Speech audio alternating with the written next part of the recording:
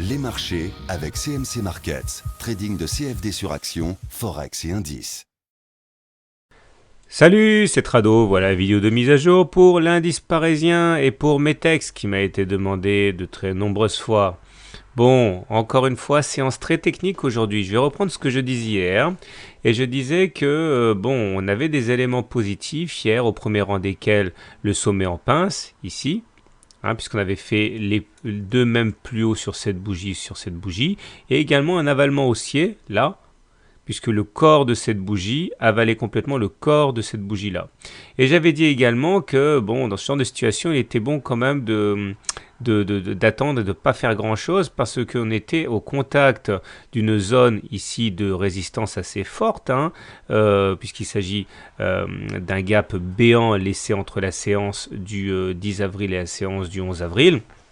Et malgré le rebond sur le super trend qui a bien joué son rôle hier, on pouvait quand même s'attendre à des difficultés. Malheureusement, la séance du jour a été assez difficile pour le CAC puisque on avait bien commencé. On avait commencé ici, on est allé gagner la M20, gagner la M7 et puis boum, là on s'est pris une volée de bois vert au contact de la zone de résistance. On a subi un tir de barrage et finalement on a passé notre temps à perdre du terrain depuis et on termine sur les 3345 avec en plus derrière la perspective que nous ayons bien ici un gap de continuation.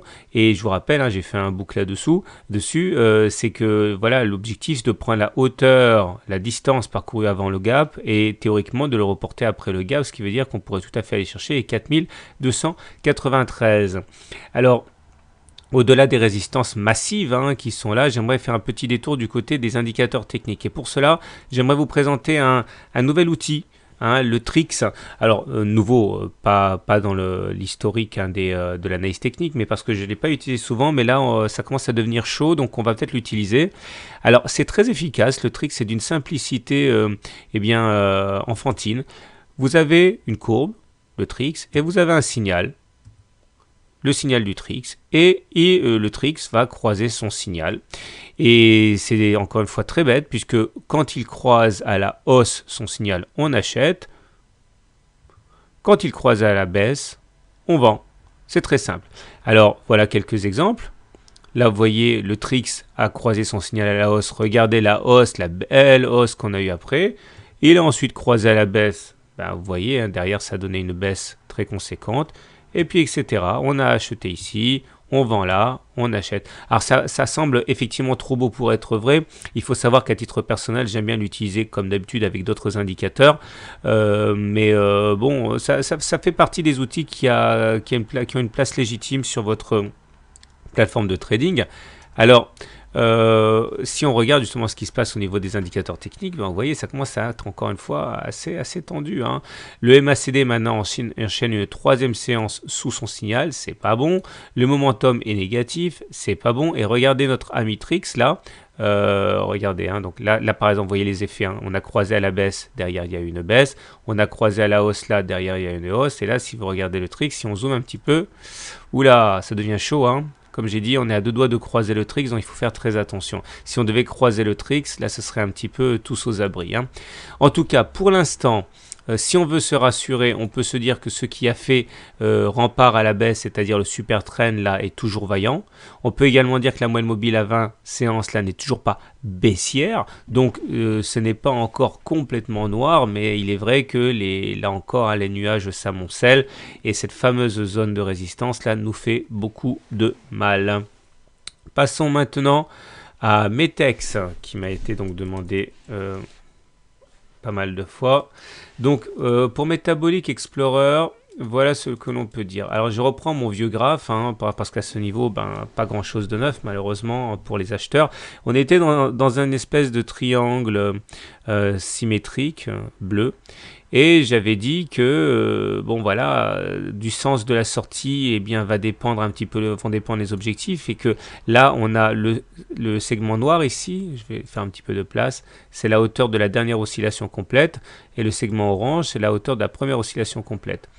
Et l'idée c'est que on a buté de très nombreuses fois à la fois sur la zone de résistance ici. Regardez, ça a buté ici, ici, ici, et également sur le haut du triangle. Et maintenant, bon, force est de constater que la semaine dernière, eh bien, on est sorti par le bas, ce qui nous donne théoriquement deux objectifs. Le premier objectif, c'est de prendre la hauteur de la première oscillation complète et de la reporter en dessous du point de cassure, ce qui voudrait dire, en somme, aller chercher le précédent plus bas ici à 2,03 euros. Attention, ce n'est qu'un objectif théorique qui peut être invalidé sur une bonne nouvelle, sur une bonne recommandation d'analyste, de cabinet d'analyse, mais si on est en plein statu quo, ben voilà, l'objectif théorique est d'aller chercher 2,03, la hauteur de la dernière oscillation complète.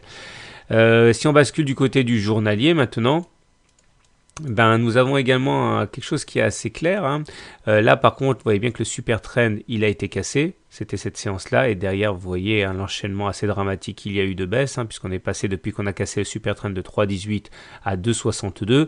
Mais s'il faut se faire un peu plaisir et passer un peu de baume au cœur des haussiers, on arrive sur une zone de support importante ici. Regardez, puisque c'est la zone qui a stoppé les cours, qui l'a empêché d'aller plus bas depuis avril 2013. Donc on devrait avoir du support sur cette zone-là.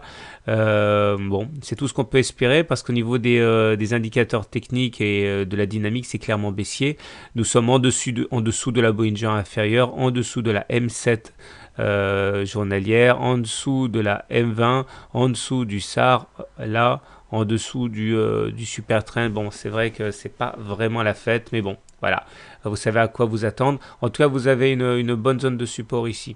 Voilà, je vous souhaite une bonne journée, de bons trades et à demain pour la mise à jour.